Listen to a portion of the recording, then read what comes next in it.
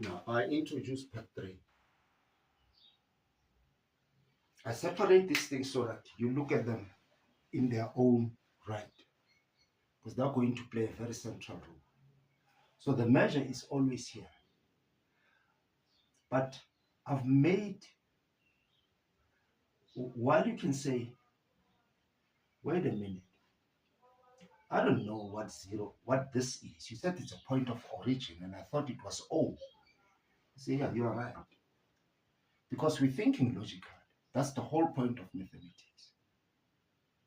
Now, I want to introduce this O as a number now. Right? And I declare that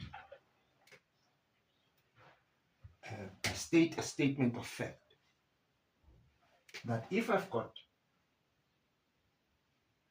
something, it's a number, could be 500, could be negative. Okay, fine. Let's not talk about negative, because all we have is positive numbers. Because it's a unit of measure. It's a real unit of measure. There it is. It exists. It exists. It can experience gravity. There it is. I can touch it.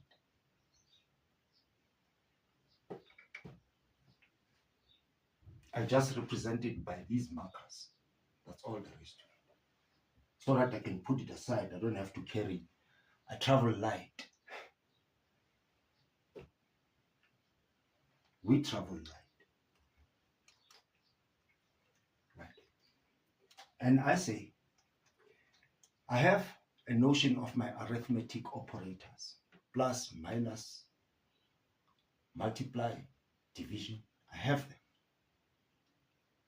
And if I add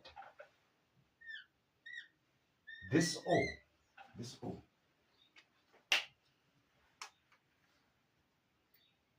which now I look at it as a neutral element, meaning where you are, it's a neutral point.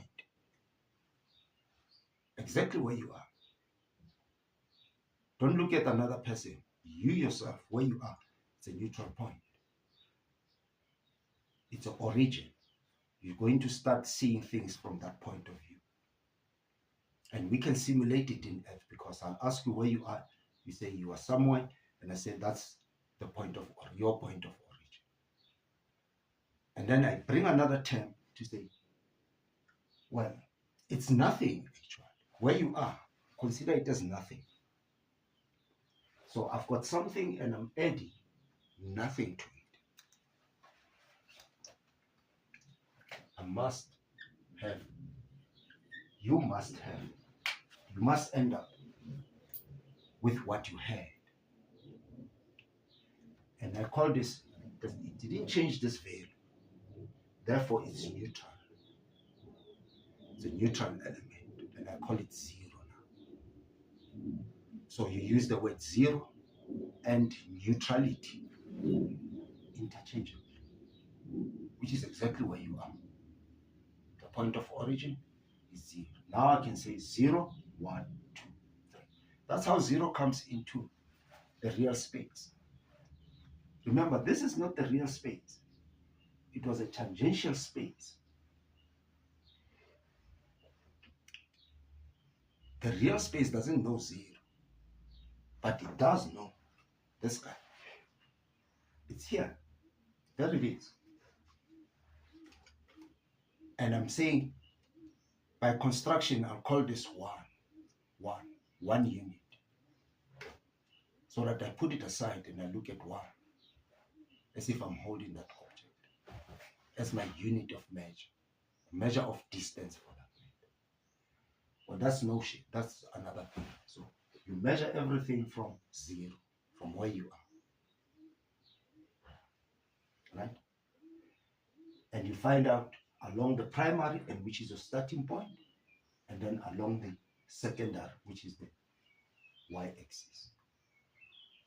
All these unit of measures. Say excellent. And this is how you measure 2 distances. Let's say you were here, and I put the point 9, and then I say, what is the distance between being here and 9? You'll say 9 minus 2, which is 7. And that 7 will be your delta x, will be the change. I give you 20 bucks. I say, go and buy me bread, which costs 13 bucks. I say, what is the change? You say it's 20 minus 13. Exactly that, which we call the delta change. The change in that value, x. This is a change in y. All measured from here. Now I want to do something else. We go to part 4. I'm going to, it's a rewrite of this, but it's introduced, and these are called axiom statements of facts, by the way. And the whole idea about axioms, statements of facts, is that there must be a few of them. And I'm quoting a source, which will be posted, it's on page 1 of that source that will be posted, together with this video, because we base everything on peer-reviewed material. We don't just use any textbook. It must be peer-reviewed first, through professional journals, mathematical journals for that matter, because this field is mathematics anyway. But anyway, I have this number, and I want to introduce another number, which is, I tend to write the negative here on top. It's a different number from A. And I call this the inverse of A, or rather, so to speak, they are inverses of each other. But let's call this one an inverse of A. And I define it this way. If I operate a number with its inverse, it must give me the neutral element. That's exactly why I had to start here. But if you look carefully, this axiom is a rewrite of this. And mathematics says there should be few axioms and they must not contradict each other. Well, if this is a rewrite of this, they can't contradict each other. Logically, they can't. But I'll leave it as an exercise for you to see that. It will be a good exercise, actually. Let's do it quickly in our minds. You take this A, you bring it on the other side of the relational sign. It will change its sign. Its sign is currently positive. It is not yet there. If it's not there, the sign, it's assumed to be positive. So if you bring it, it will be negative. So you have A plus, forget about this 0 for a moment, negative A. Okay? Now I ask you to take the 0, the other side, the neutral element. Does it change its sign? Which means 0 doesn't have an inverse.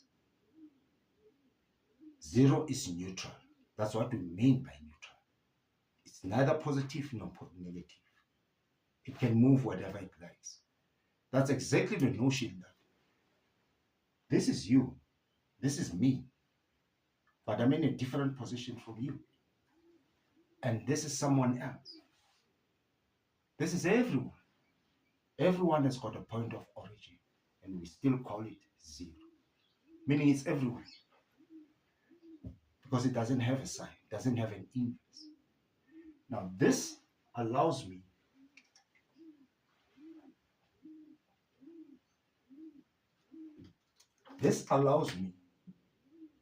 now I can say y0 literally with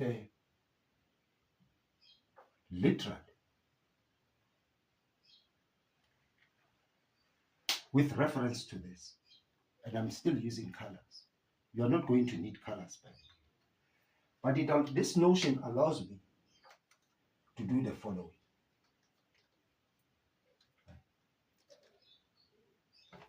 By construction, this notion, to say if I've got 1, I must have a negative 1. But it's on the primary, so where should I put it? I say, well, let's put it on the left of 0. You are facing the board on the left or on the other side, whatever that other side is. And I have still the notion. So I visualize this as a mirror, and I'm standing on the primary. And I look at what is reflected on the other side. That's why I'm doing it with a dotted line. But I will see this one exactly here. I will see these 2 exactly here. And so forth and so on. So this will be my 1, 2, 3, and so on and so on. But I want to insist that they are not the real values. So they are the negative.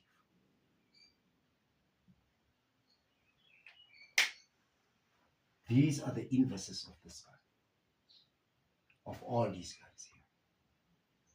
And I do the same with this guy, with the y-axis, with the y-axis itself. And I'll keep it at home to be dotted, to say, I'm still on the primary, but my mirror is standing like this now. And I see what is reflected on the other side. I'm standing here, and I see this blue line with all these guys nicely there. 1, 2, 3, 4. And I put it their sign. It's a sign of a number. A number carries its sign on the left-hand side.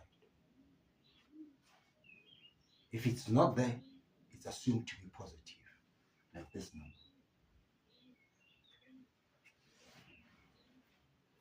Now this is a Cartesian plane. Perfectly constructed from a tangential plane. It's not the real world. The earth is not flat. The tangent space is flat. There it is.